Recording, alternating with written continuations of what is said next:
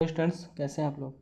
I hope आप लोग अच्छे होंगे। स्टूडेंट्स आज आज से हम अपना एक नया चैप्टर शुरू कर रहे हैं, सिंक्रोनस मशीन। देखिए, असिंक्रोनस मशीन जो है, जिसको हम इंडक्शन मशीन के रूप में जानते हैं, तो उसको हमने मतलब पूरा उसको कंप्लीट कर चुके हैं। अगर आप उनको नहीं देखे तो उसको जाके देखिए। इंडक्शन मोटर जो है स्टूडेंट्स आपका चैप्टर था, तो उसको हमने पूरा उसको कंप्लीट किया है। आप उसको देखिए। आज के वीडियो में हम बात करेंगे कि सिंक्रोनस मशीन क्या होता है। तो जो एक हम आपको बताए थे कि 3 फेज मशीन जो है आपका, वो 2 पार्ट्स में हो जाता है।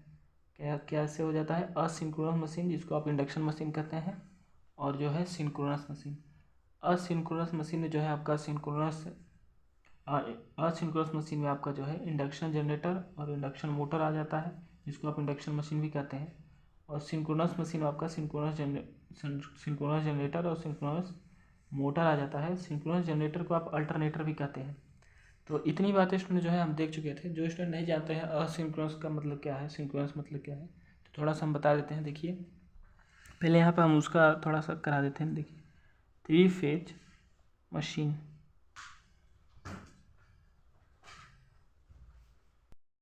अब हम बात करेंगे 3 फेज मशीन को जो है हम 2 पार्ट्स में डिवाइड कर सकते हैं। एक है आपका असिंक्रोनस मशीन और एक है आपका सिंक्रोनस मशीन। तो ये स्टूडेंट्स, ये वीडियो हम सिंक्रोनस मशीन पे बात करेंगे। तो सिंक्रोनस मशीन पे जब हम बात करेंगे तो आप इसको जो है, ये वीडियो काफ़ी इंपॉर्टेंस हो जाने वाला है, क्योंकि ये जो है एक बेसिक टॉपिक करके हम इसको स्टार्ट करेंगे। आपको 1 बाय 1 करके सारी चीज़ें जो है बताएंगे। असिंक्रोनस मशीन का जो है मतलब यह है स्टूडेंट्स कि असिंक्रोनस मशीन का मतलब यह है कि यहाँ पे जो आपका NS है, अगर आप इंडक्शन मशीन पढ़े होंगे तो NS क्या था आपका? सिंक्रोनस स्पीड था। वो आपका हमेशा आगे रहता है किसके? NR से। NR क्या है? रोटर स्पीड है, जिसको हम कह सकते हैं NS is not equal to the NR। जैसे इस हिसाब से अगर हम देखें इसको, तो असिंक्रोनस मशीन का मतलब यह होता है। असिंक्रोनस मशीन का मतलब क्या होता है कि NS इक्वल टू NR। मतलब ये वह मशीन जो अपने सिंक्रोनस स्पीड पे चलता है उसे सिंक्रोनस मशीन कहते हैं। जो इस स्पीड पे नहीं चलता है उसका असिंक्रोनस मशीन पे कहते हैं, असिंक्रोनस मशीन कहते हैं। तो स्टूडेंट, अगर आप इंडक्शन मशीन देखे होंगे तो वहाँ पर हमने इन सारी चीज़ों के बारे में काफ़ी डेप्थ में बातें की हैं। तो आप उनको देखिए, उसके बाद जो है ये सिंक्रोनस मशीन पे आइए। तो यहाँ पे देखिए, इसको हम इंडक्शन मशीन भी कहते हैं, इंडक्शन मशीन। अब देखिए, इंडक्शन मशीन को जो है स्टूडेंट्स हम 2 पार्ट्स में डिवाइड कर सकते हैं। एक है आपका इंडक्शन जनरेटर, जिसको हम जी से दिखा दे रहे हैं। एक है आपका इंडक्शन मोटर, इसको हम M से दिखा रहे हैं। आपके 5th सेमेस्टर में इंडक्शन मोटर सिलेबस है स्टूडेंट्स। आप तो आप हमने पढ़ा है, अगर आप नहीं देखें तो उनको जाके देखिए, उसके बाद इस वीडियो पर आए, क्योंकि वहाँ पे कई सारे टॉपिक्स, कई सारे टर्म जो है यहाँ पे हम डायरेक्ट बता देंगे, क्योंकि वहाँ पे हमने बताया है। देखिए, सिंक्रोनस जनरेटर, सिंक्रोनस मशीन आपका जो है सिंक्रोनस जनरेटर, और जो है सिंक्रोनस मोटर। सिंक्रोनस जनरेटर और सिंक्रोनस मोटर। सिंक्रोनस जनरेटर को स्टूडेंट्स हम अल्टरनेटर भी कहते हैं, मीटर। आई होप स्टूडेंट्स आपको ये दिख रहा होगा। तो इस हिसाब से हम इसका डिवीजन पढ़ने वाले हैं। तो यहाँ पे इसको शुरू करने से पहले, सिंक्रोनस मशीन को शुरू करने से पहले हम जो है आपको कुछ यहाँ पे बताते हैं कि जनरेटर का मतलब क्या होता है। जनरेटर का यह है कि अगर आप जो है जनरेटर में मैकेनिकल एनर्जी देते हैं तो ये आपको इलेक्ट्रिकल एनर्जी प्रोवाइड करता है। अब मोटर में क्या होता है कि अगर आप जो है इलेक्ट्रिकल एनर्जी देते हैं तो आपका जो है मैकेनिकल एनर्जी वहाँ से मिलता है। मतलब इनपुट आपका इलेक्ट्रिकल एनर्जी है और आउटपुट क्या है? मैकेनिकल एनर्जी है। तो इसको थोड़ा सा आप लिख लीजिए तो अच्छा रहेगा। देखिए, मैकेनिकल एनर्जी आपका कौन कन्वर्ट करता है? जनरेटर। मैकेनिकल एनर्जी जो है जनरेटर में अगर आप देते हैं तो आपका इलेक्ट्रिकल एनर्जी वो निकलता है।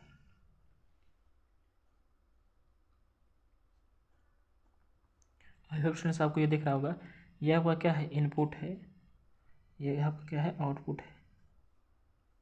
ये कौन सा कंडीशन है? जनरेटर का। अगर हम मोटर का कंडीशन लेते हैं तो मोटर में जो है स्टूडेंट्स आपका आउटपुट में जो है मैकेनिकल एनर्जी और इनपुट में जो है इलेक्ट्रिकल एनर्जी।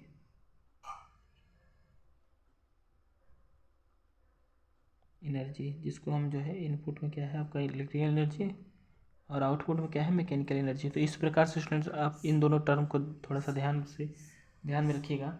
अब हम देखते हैं कि यहाँ पे जो है अब हम बात करेंगे इसके सिंक्रोनस मशीन की। तो सिंक्रोनस मशीन में या किसी भी मशीन में जो वाइंडिंग पाई जाती है, वाइंडिंग आपकी दो होती है, जैसे कि एक फील्ड वाइंडिंग है, एक आर्मेचर वाइंडिंग है। ये थोड़ा सा फेमस है, फील्ड वाइंडिंग और आर्मेचर वाइंडिंग। तो इनके क्या काम होते हैं, आप जैसे कई सारे लोग मतलब यह अभी आप मशीन फर्स्ट से पढ़ते हुए हैं तो आप डायरेक्ट पढ़ लेंगे फील्ड वाइंडिंग है, आर्मेचर वाइंडिंग है, उसका क्या रोल है, क्या काम है, वो भी तो जानना काफ़ी आवश्यक है। तो हम इसमें जो है बता देते हैं स्टूडेंट, आप इसको ध्यान दीजिएगा। देखिए यहाँ पे अगर हम वाइंडिंग की बात करें, वाइंडिंग की, तो ऐसे आपको हम बताएंगे कि आपको हमेशा ये याद रहने वाला है। तो देखिए थोड़ा सा इंट्रोडक्शन करके धीरे धीरे करके हम इसको सिंक्रोनस मशीन पे लाते हैं। अब समझ लिए कि उस पर चल ही रहा है। देखिए आपका एक होता है field winding. Field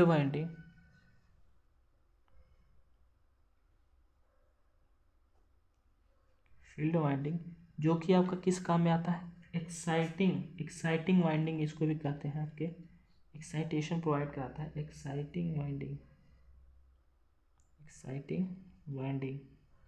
I hope so आपको ये समझ में आ रहा होगा। देखिए फील्ड वाइंडिंग क्या काम है कि इसको एक नाम से और जैसे एक्साइटिंग वाइंडिंग जो आपका एक्साइटेशन प्रोवाइड कराता है। और ये फील्ड वाइंडिंग का जो काम है वो क्या करता है कि production of the flux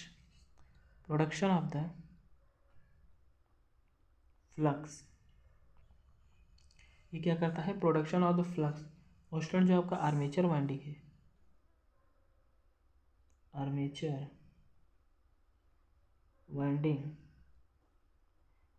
winding क्या होता है, ये आपका क्या करता है, प्रोडक्शन ऑफ द ईएमएफ,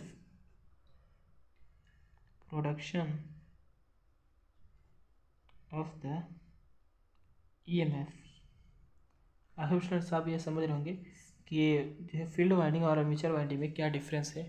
तो ये जो है आपका कुछ डिफरेंस हम यहाँ पे बताए हैं। तो आई होप आपको अब दिख रहा होगा। थोड़ा स्लाइड हम इसको चेंज किए हैं, देखिए। तो इस प्रकार से स्टूडेंट जो है आपका ये टॉपिक हम यहाँ शुरू करें। देखिए अब हम आपको एक थोड़ा सा एक ग्राफ बना के मतलब एक टेबल बना के बताते हैं कि अभी तक हमने जितना भी मशीन मतलब जितने मशीनें पढ़ी, जैसे डीसी मशीन पढ़ा है, सिंक्रोनस मशीन पढ़ा है, इंडक्शन मशीन पढ़ा है, तो स्टेटर पे कौन सी वाइंडिंग है, रोटर पे कौन सी वाइंडिंग है, ये जानना काफ़ी ज़रूरी हो जाता है। क्योंकि कई लोग जो है सिंक्रोनस मशीन पूरा पढ़ लेते हैं और यही कॉन्सेप्ट नहीं क्लियर हो पाता है कि वो क्या नाम है कि कहाँ पे स्टेटर वाइंडिंग है, कहाँ पे रोटर वाइंडिंग है, थोड़ा सा चेंज हो जाता है, तो इसलिए वो लोग नहीं समझ पाते हैं। तो हम पहले से ही इसको डिस्कस कर लेते हैं क्योंकि जो प्रॉब्लम जो है ना आने पाए। तो देखिए मशीन में जो है स्टूडेंट्स यहाँ पहले मशीन करते हैं, उसके बाद यहाँ पे एक हम टेबल बनाते हैं। इस तरफ हम स्टेटर लेते हैं, यहाँ पे जो है हम रोटर लेते हैं, तो इस प्रकार से आप इसको देखिए जिसे हम बता रहे हैं टेबल के फॉर्म में। इसको आप देखेंगे तो काफ़ी मेमोराइज रहता है। देखिए अब हम अगर बात करें डीसी मशीन की,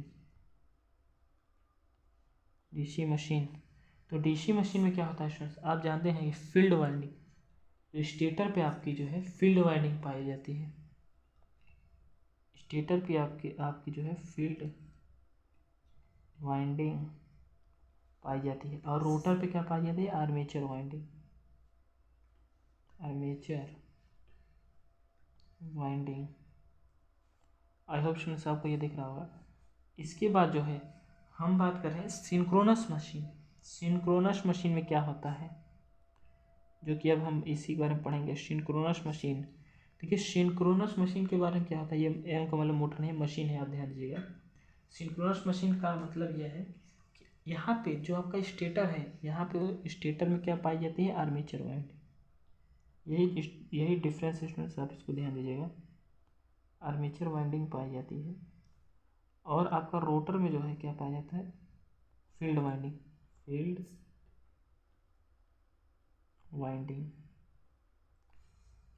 अब इसके बाद आपको बचता है इंडक्शन मशीन। क्या बचता है, इंडक्शन मशीन। तो देखिए इंडक्शन मशीन क्या होता है, इंडक्शन मशीन में इसमें जो है आपका यहाँ पर जो है डीसी मशीन की तरह होता है, फील्ड वाइंडिंग आपका स्टेटर पे होता है, आर्मेचर वाइंडिंग रोटर पे होता है। फील्ड वाइंडिंग स्टेटर पे हो गया, आर्मेचर वाइंडिंग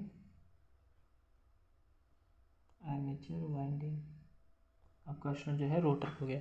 तो आई होप आपको ये जो है टेबल दिख रहा होगा। इस प्रकार से स्टूडेंट जो है इसको हम देखते हैं। और यहाँ पे एक बेसिक सी बात कर लेते हैं, स्टेटर और रोटर यहाँ पे हम देखेंगे। स्टेटर क्या है आपका स्टेशनरी पार्ट है और रोटर क्या है रोटेटिंग पार्ट है। तो आप इसको जो है ध्यान दीजिएगा। और ये जो आपका सिंक्रोनस मशीन है ये क्या है, डबली एक्साइटेड मशीन है। और इंडक्शन मशीन क्या था आपका, सिंगली एक्साइटेड मशीन था। थोड़ा सा इसका डिफरेंस भी देख लीजिएगा कि यहाँ पे स्टेटर, थोड़ा सा इसके कॉन्सेप्ट को आप जैसे हम बता रहे हैं उस प्रकार समझिए। स्टेटर क्या है आपका स्टेशनरी पार्ट है, जैसा कि आप पढ़ते हुए आ रहे हैं स्टेशनरी पार्ट है। ये क्या है आपका rotating part, rotating part of the machine. आप स्टूडेंट्स आपको इतना समझ में आ रहा होगा। इसके बाद जो है हम देखते हैं कि सिंक्रोनस मशीन।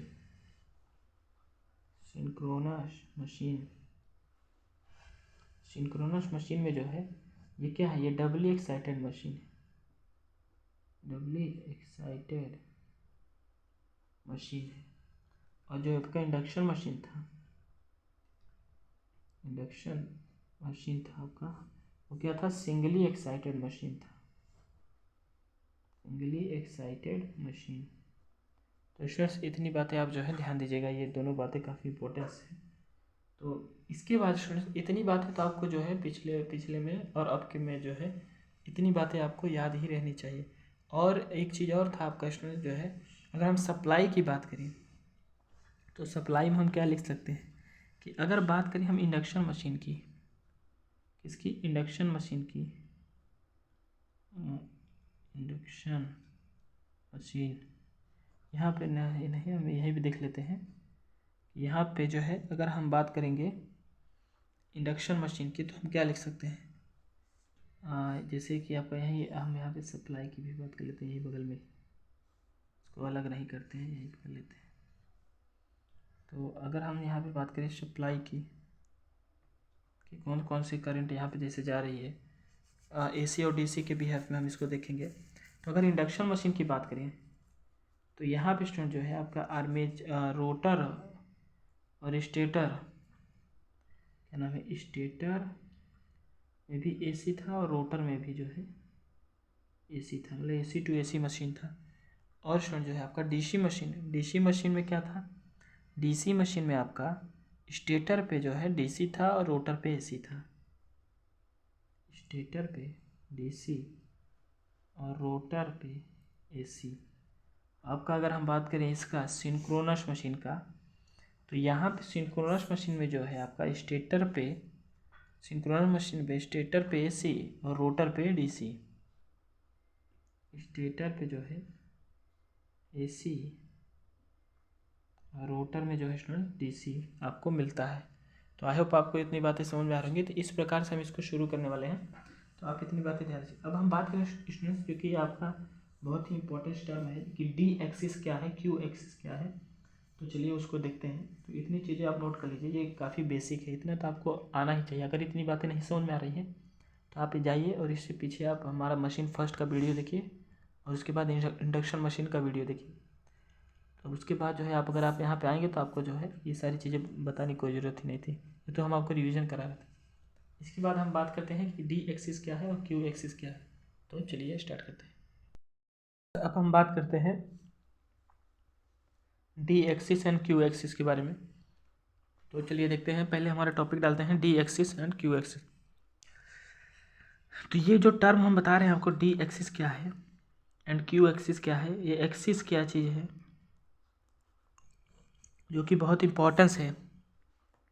आप इसको देखिए किस हिसाब से हम आपको जो है ये बताने जा रहे हैं। तो चलिए अब स्टार्ट करते हैं। देखिए जो डी एक्सिस है स्टूडेंट्स आपका, इसका एक नाम है डायरेक्ट एक्सिस। अभी आप देखते रहिए, अभी कहाँ से ये आ रहा है, किस जगह हम इसका यूज करेंगे, सारी चीज़ें बताएंगे। डी एक्सिस क्या है, डायरेक्ट एक्सिस है। आपका क्यू एक्सिस क्या है? क्यू एक्सिस है स्टूडेंट्स आपका क्वाड्रेचर एक्सिस, क्वाड्रेचर एक्सिस। और स्टूडेंट्स आपका डी एक्सिस जो है, डी एक्सिस जो है वहाँ पे जो है मैक्सिमम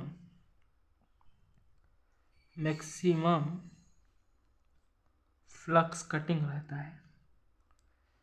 क्या रहता है? Maximum flux cutting.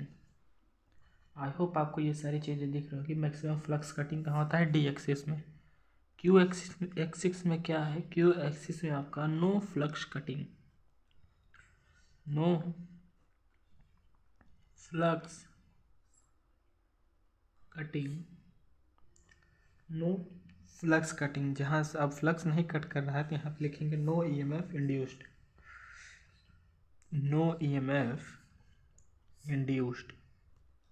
तो स्टूडेंट्स इतनी बातें आप ध्यान रखिए कि डी एक्सिस के बारे में और क्यू एक्सिस के बारे में।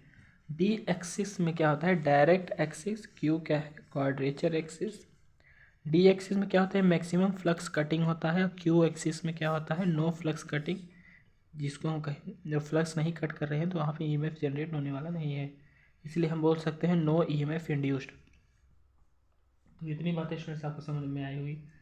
अब हम देखते हैं कि यहाँ पे आपका अभी हम इसका यूज करेंगे। इसका यूज कहाँ पे है, किस प्रकार से हम इसका करने वाले हैं? साइलेंट पोल रोटर में इसका हम करेंगे, जो कि सिंक्रोनस मशीन का रोटर का जो है पार्ट्स डिवाइड हो जाते हैं, तो साइलेंट पोल, नॉन साइलेंट पोल हो जाते हैं। नॉन साइलेंट पोल को हम सिलेंड्रिकल भी कहते हैं। तो ये सारी चीज़ें जो है हम देखेंगे अभी। तो यहाँ पे स्टूडेंट जो है अब हम बात करेंगे कि electrical angle and mechanical angle का जो रिलेशन है, रिलेशन बिटवीन द क्या है? रिलेशन, यहाँ पर हम देखते हैं electrical angle and mechanical angle and relation between them. यहाँ पर लिखते हैं electrical angle and mechanical angle and relation between them. Electrical angle and mechanical angle and relation between them, तो उन दोनों के बीच में रिलेशन क्या होता है? चलिए हम देखते हैं। देखिए इलेक्ट्रिकल एंगल क्या है? Electrical angle is a measurement of one cycle of the induced EMF. मतलब एक cycle of the induced EMF का जो मेजरमेंट है वो आपका क्या है? इलेक्ट्रिकल एंगल है। One cycle of the induced EMF. तो इसको आप लिख लीजिए कि आपका जो इलेक्ट्रिकल एंगल है, electrical angle is a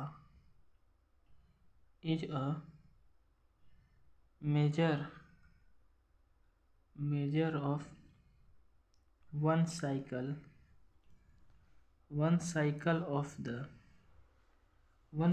of the induced EMF, one cycle of the induced EMF, जिसको हम कह सकते हैं one cycle equal to 360 electrical. अभी ये सारी चीज़ें किस प्रकार से आ रही हैं भी आपको एकदम क्लियर हो जाएगा। आप इसको एकदम एक वन बाय वन करके देखते रहिए, जिससे हम बता रहे हैं। साइकिल का कहने का मतलब क्या है? अगर आपका साइनोसोडियल है तो ये आपको वन साइकिल माना जाता है स्टूडेंट, इसी का वन साइकिल, तो आप इसको जानते होंगे। तो इसको अभी यहीं रखने दीजिए। यहाँ पे जो हम अभी बात की इलेक्ट्रिकल एंगल, इसको अभी यही पर लिख दीजिए। अब हम बात करते हैं स्टूडेंट्स, क्योंकि इसको समझाने के लिए आपको पोल पिच समझाना काफ़ी ज़रूरी है। थोड़ा सा पोल पिच के बारे में बात करते हैं कि पोल पिच क्या होता है। जिस हिसाब से इसके नाम से लग रहा है पोल और पिच, तो वही चीज़ है कि दो पोल के बीच में जो इसकी क्या है, दो पोल के सेंटर के बीच में जो यहाँ डिस्टेंस होता है वहाँ का पोल पिच हो जाता है। चलिए देख रहे हैं इसको किस प्रकार से है कि पोल पिच। पोल पिच अगर हम देखें तो हम क्या लिख सकते हैं? हम यह लिख सकते हैं कि अगर मान लीजिए स्टूडेंट्स आपका सैलिएंट पोल रोटर है, तो सैलिएंट पोल रोटर में जो स्टूडेंट जो है आपका, मान लीजिए आपका यहाँ पे हम दो पोल ले रहे हैं और 4 पोल का हम इसको ले रहे हैं। तो यहाँ मान लीजिए नॉर्थ है, नॉर्थ साउथ। तो यहाँ पे ये एक क्या नाम है कि इन दोनों पोल के बीच में इन एडजेसेंट पोल के बीच में स्टूडेंट्स जो आपका डिस्टेंस है कि one pole pitch is the distance between the centre of adjacent pole, वो आपका क्या हो जाता है पोल पिच। यहाँ पे वन पोल पिच इसको आप बोल सकते हैं, one pole pitch. I hope students आपको ये दिख रहा होगा, ये आपका वन पोल पिच होता है। ये कौन सा रोटर है, सैलिएंट रोटर। अभी हम बात करेंगे सारी चीज़ों के बारे में, तो इसको हम लिख लेते हैं कि one pole pitch is one pole pitch is the distance between one pole pitch is the distance between the centre of the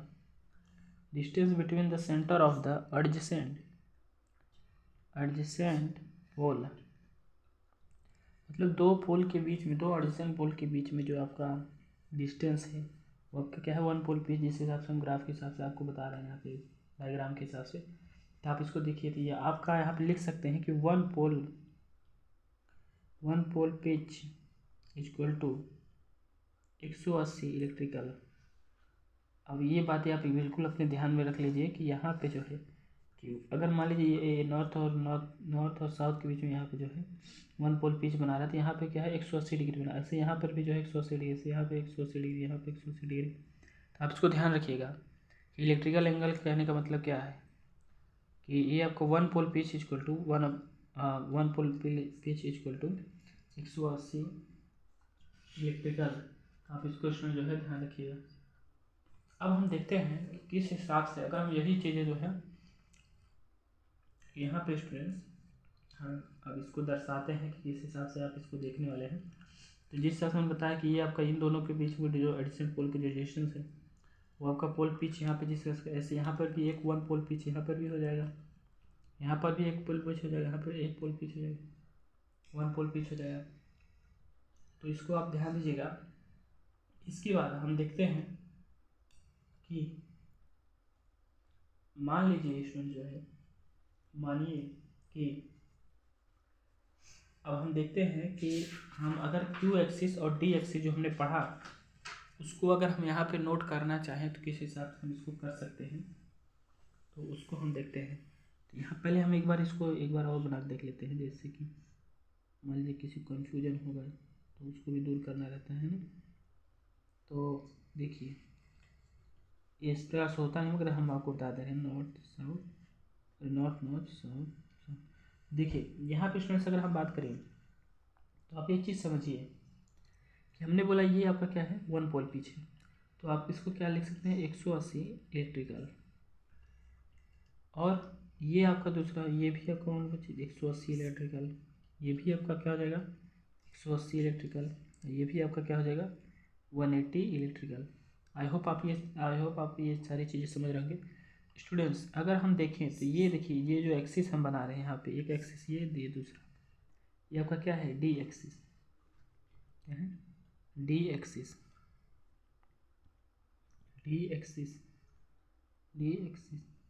अभी अब हम क्यू एक्सिस की बातें करेंगे। डी एक्सिस इस प्रकार से आप इसको बना सकते हैं जिस हिसाब से हमने यहाँ बताया। अगर हम देखें क्यू एक्सिस के बारे में तो आप लिख सकते हैं Q axis is placed 90 degree electrical with respect to D axis. 90 degree electrical place होता है किसके रिस्पेक्ट में, डी एक्सिस के रिस्पेक्ट में। Q axis is placed 90 degree electrical with respect to D axis. तो इसको जो है हम अगर मतलब नेक्स्ट स्लाइड में देखते हैं, तो चलिए स्टार्ट करते हैं क्यू एक्सिस। तो क्यू एक्सिस में हम लिखते हैं कि is equal, Q axis is equal नहीं लिखते हैं, Q axis is placed 90 degree electrical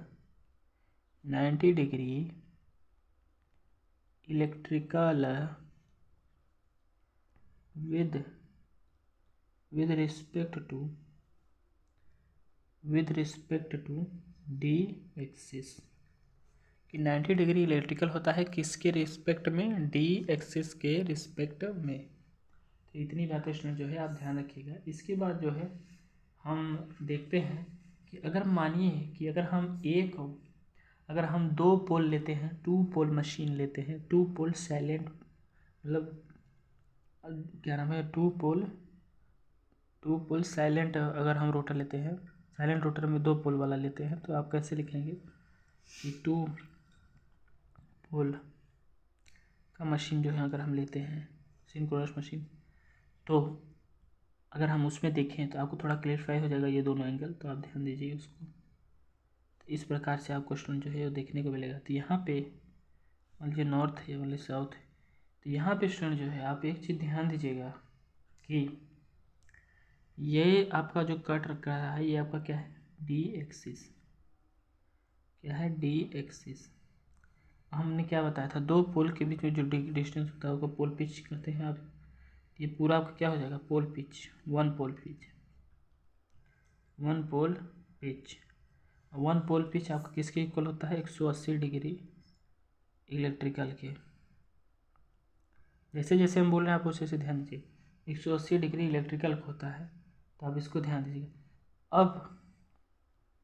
अब जो है स्टूडेंट्स, अगर यहाँ पे अगर आप मैकेनिकल एंगल देखें तो यहाँ पे जो जिस हिसाब से डेफिनेशन लिखा है उस हिसाब से इसका मैकेनिकल एंगल भी जो है ये, इसका मैकेनिकल एंगल ये हो जाने वाला है। इसको क्या बोलेंगे, मैकेनिकल एंगल 180 मैकेनिकल एंगल भी इसका जो है हो जाने वाला। तो आप ध्यान रखिएगा कि 2 पोल मशीन में जो है आपका 2 पोल मशीन में क्या होता है, आपका जो है electrical angle equal to mechanical angle आपका होता है। और अगर स्टूडेंट्स इसको हम 4 पोल मशीन में लेके देखें, किसमें, 4 पोल मशीन में, अब आपको जो है तीनों समझ में आ जाएगा किस हिसाब से है ये।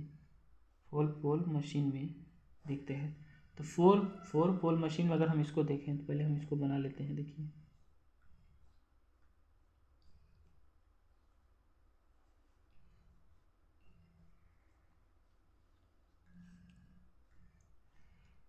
तो यहाँ पे स्टूडेंट्स अगर हम देखें तो हमने आपको बताया था ये क्या है आपका डी एक्सिस,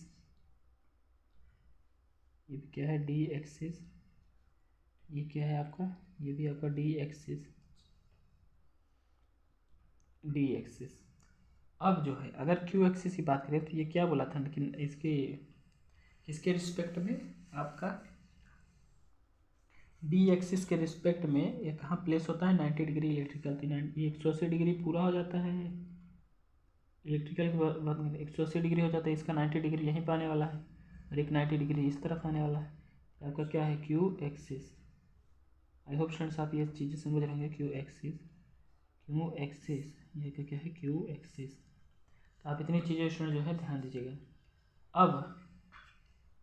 अब अगर हम इसमें बात करें तो आप इसमें समझिए कि इसमें समझ सकते हैं कि अगर आपका 1 रिवोल्यूशन होता है, 1 रिवोल्यूशन होता है, तो आप क्या लिख सकते हैं, आप लिख सकते हैं कि यहाँ पे 720 इलेक्ट्रिकल होने वाला है। किस हिसाब से होने वाला है, आप जानते हैं कि 180 180 180 और 180 4 बार है स्टूडेंट, 180 आपका 4 बार होने वाला है यहाँ पे। तो आप जानते हैं कि 8 चौक 32 होता है और आपका जो है 4 4 4 3 7 720 हो रहा है स्टूडेंट्स, आप देख रहे होंगे ये मैथमेटिक्स करने के बाद। तो आप जानते हैं कि ये भी क्या है आपका 180 है, ये पोल पिच भी आपका 180 इलेक्ट्रिकल है, ये भी पोल पिच आपका 180 इलेक्ट्रिकल है, ये भी क्या है 180 इलेक्ट्रिकल है। तो ये क्या हो रहा है, इस प्रकार से आपका यहाँ पे 720 इलेक्ट्रिकल होने वाला है। अब 360 मैकेनिकल 360 मैकेनिकल स्टूडेंट जो है आपका होने वाला है, 360 मैकेनिकल होने वाला है। कैसे, क्योंकि आप जानते हैं कि ये भी आपके 90 डिग्री है, ये भी 90 डिग्री, ये भी 90 डिग्री और ये भी 90 डिग्री।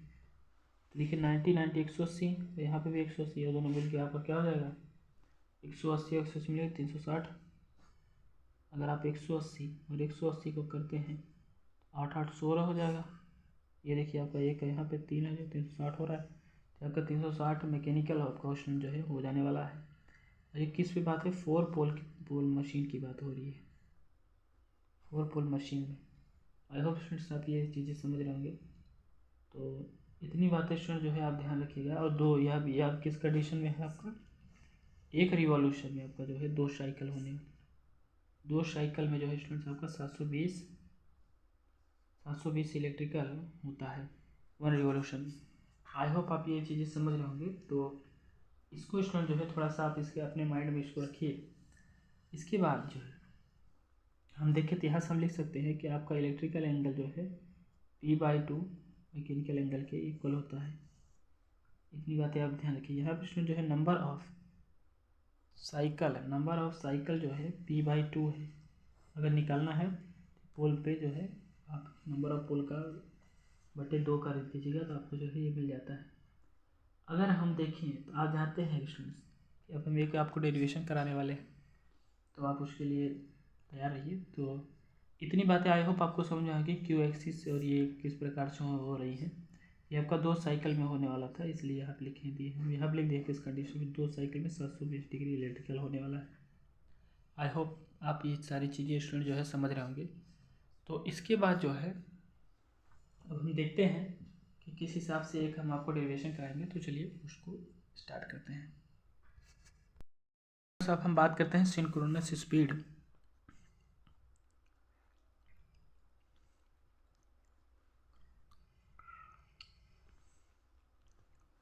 सिंक्रोनस स्पीड एन से दिखाते हैं। तो इसका फार्मूला आप जानते हैं कि 120F/P। आई होप इतनी चीज़ें आप जानते हैं। यहाँ पे स्टूडेंट जो है F क्या है, सप्लाई फ्रीक्वेंसी है। F स्टूडेंट जो है आपका सप्लाई फ्रीक्वेंसी है। P क्या है, नंबर ऑफ पोल। आप ध्यान दीजिएगा नंबर ऑफ पोल हमेशा इवन में रहने वाले हैं, 2 4 6 8 10 12 का इवन होने, ऑड में नहीं होते हैं। आप इसको जो है ध्यान दीजिएगा। इसके बाद जो है आप स्टूडेंट जानते हैं कि यहाँ पे जो आपका आप जानते हैं कि NS = 120F/P। यहाँ पे जो आप अगर लिखे तो NS क्या है आपका रोटेशन पर मिनट। यहाँ पे स्टूडेंट्स होता है किसमें, NS आपका जिसका डिसीजन ले रहे हैं रोटेशन पर मिनट, यहाँ पे हम लिख रहे हैं। तो इसको आप ध्यान दीजिएगा। तो इसको हम किस प्रकार से लिख सकते हैं, रोटेशन पर मिनट को, इसको हम मैकेनिकल स्पीड कह सकते हैं। मैकेनिकल स्पीड तो आपका NS = NS/16 RPS, रोटेशन पर सेकेंड। यहाँ रोटेशन पर सेकेंड ही लीजिए। तो रोटेशन पर सेकेंड जो है आपका मैकेनिकल स्पीड हम इसको कह सकते हैं, मैकेनिकल स्पीड। स्टूडेंट्स इसको हम बोल सकते हैं मैकेनिकल स्पीड। आई होप आपको ये दिख रहा होगा। थोड़ा हमारी राइटिंग जो है काफ़ी छोटी है, आप इसको थोड़ा सा एडजस्ट करिएगा। अगर हम देखें यहाँ पे स्टूडेंट्स, यहाँ से आप एक रिलेशन निकाल सकते हैं कि आपका NS जो है और डायरेक्टली प्रोपोर्शनल है किसके, फ्रीक्वेंसी के, और इन्वर्सली प्रोपोर्शनल है किसके, 1/पोल के। तो आप इतनी बातें जो है ध्यान दीजिएगा। इसके बाद स्टूडेंट्स आप लिख सकते हैं, आप जानते हैं ओमेगा = 2πf। ये किस कंडीशन में है आपका, इलेक्ट्रिकल एंगल, जिसको आप क्या है, रेडियन पर सेकेंड। इसमें हम लेते हैं कि ओमेगा = 2πf। आप एक चीज़ और जानते हैं, ओमेगा m = 2πns। और ये क्या है आपका, मैकेनिकल एंगल, क्योंकि रेडियन पर सेकेंड में है। आप इसको भी जो है ध्यान रखिएगा। यहाँ पे आप समझ सकते हैं कि अगर हम यहाँ बात करें ओमेगा एम को अगर हम देखें तो आप लिख सकते हैं, थोड़ा हम स्लाइड ऊपर कर दे रहे हैं। देखिए ओमेगा एम की अगर हम बात करें तो आप लिख सकते हैं 2π NS 16 यहाँ से करके इसको हम यहाँ से लिख सकते हैं स्टूडेंट, आप इसको ध्यान दीजिएगा। इसके बाद अगर हम बात करें फ्रॉम इक्वेशन फर्स्ट, यहाँ आप लिखेंगे फ्रॉम इक्वेशन फर्स्ट, क्या लिख सकते हैं आप, F equal to N S P upon 120। I hope students आपको ये दिख रहा होगा। तो इतनी चीज़ें हम लिख सकते हैं। तो यहाँ पे अगर हम देखें तो आप किस प्रकार से इसको करेंगे आगे, तो चलिए देखते हैं। तो इतनी चीज़ें आप लिखिए। इसके बाद यहाँ आप लिखिए कि multiply by the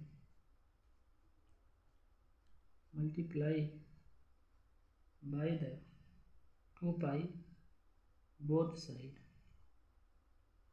multiply by the 2 pi both side. अब यहाँ मल्टीप्लाई हो जाएगा तो 2 पाई एफ हो जाएगा, यहाँ पे 2 पाई एन एस पी अपान 120। इतनी बातें स्टूडेंट्स आपको जो है दिख रही होंगी, एन एस पी अपान 120। तो यहाँ पे एक चीज़ जो है आप और ध्यान रखिएगा कि यहाँ पे स्टूडेंट्स हमने देखा है कि omega M equal to 2 pi N S upon 16। तो इसको अगर हम यहाँ से देखिए आप 2 पाई एफ आपका क्या है, ये ओमेगा है, इलेक्ट्रिकल एंगल।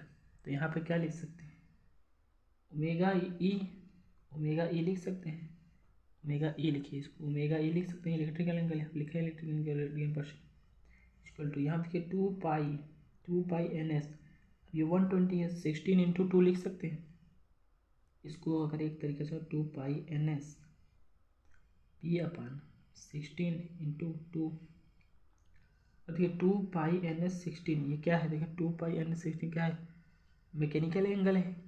और ये पी बाई 2, देखिए पी बाई 2 लिखिए, ओमेगा मैकेनिकल एंगल। आई होप स्टूडेंट्स आपको ये दिख रहा होगा। तो किस प्रकार से हमने इसको डिराइव किया है, आपको स्टूडेंट जो है आसानी से ये सारी चीज़ें जो है दिख रही होंगी। तो इस प्रकार से स्टूडेंट जो है हमने इसको डिराइव किया है। तो आप इसको जो है ध्यान दीजिए, आप इसको जो है स्टूडेंट्स नोट कर लीजिए। इस प्रकार से स्टूडेंट्स हमने इसको देखा है। तो आई होप आपको ये वीडियो समझ में होगा। तो इस वीडियो में हम इतना ही रखते हैं, वरना वीडियो जो है लेंदी हो जाएगा। इसके बाद स्टूडेंट्स आप यहाँ पे काफ़ी इंपॉर्टेंट चीज़ें बात हुई हैं, जैसे कि आप डी एक्सिस क्यू एक्सिस क्या है, इलेक्ट्रिकल एंगल क्या है, मैकेनिकल एंगल क्या है, ये सारे टर्म जो है आपको यहाँ पे और कंपटीशन में भी ये सारी चीज़ें बेसिक आपको आती रहेंगी, तभी तो आप कंपटीशन की भी सारी चीज़ समझेंगे। तो स्टूडेंट्स इस हिसाब से ये वीडियो काफ़ी इम्पोर्टेंस हो जाता है। तो आप इसको जो है अपने दोस्तों में शेयर करिए और चैनल को सब्सक्राइब करिए। चलिए, थैंक यू।